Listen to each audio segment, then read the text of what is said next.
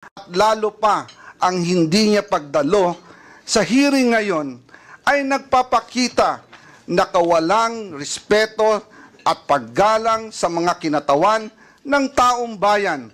Hindi lang po kongresista ang winalanghiyan niya dito, kung hindi ang buong sambayanang Pilipinas.